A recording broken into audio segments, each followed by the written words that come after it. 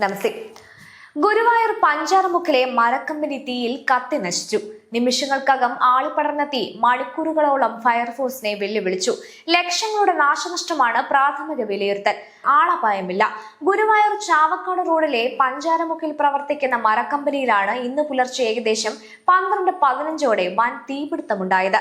കമ്പനിക്കുള്ളിൽ നിന്ന് കനത്ത തീയും കറുത്ത പുകയും ഉയർന്നത് ആദ്യം കണ്ടത് സമീപവാസികളാണ്. അപകടത്തിന്റെ ഗൗരവം മനസ്സിലാക്കിയ നാട്ടുകാർ ഉടനെ തന്നെ ഫയർഫോഴ്സിനെ വിവരമറിയിക്കുകയും സ്വന്തം നിലയിൽ തീ അണയ്ക്കാൻ ശ്രമിക്കുകയും ചെയ്തു.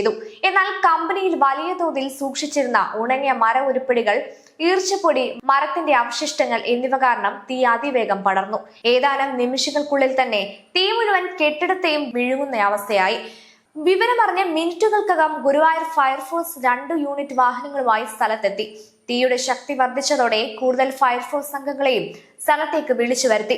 കനത്ത പുകയും അതിശക്തമായ ചൂടും കാരണം രക്ഷാപ്രവർത്തനം ഏറെ ദുഷ്കരമായിരുന്നുവെങ്കിലും മണിക്കൂറുകൾ നീണ്ട പരിശ്രമത്തിനൊടുവിൽ തീ പൂർണ്ണമായും നിയന്ത്രണ വിധേയമാക്കി.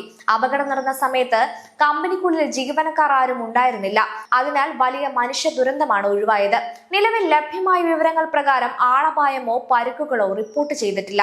അതേസമയം കമ്പനിയിൽ ഉണ്ടായിരുന്ന മര ഉരുപ്പടികളും വിലപിടിപ്പുള്ള യന്ത്ര സാമഗ്രികളും ഉൾപ്പെടെ ലക്ഷക്കണക്കിന് രൂപയുടെ നാശനഷ്ടമുണ്ടായതായാണ് പ്രാഥമിക വിവരം.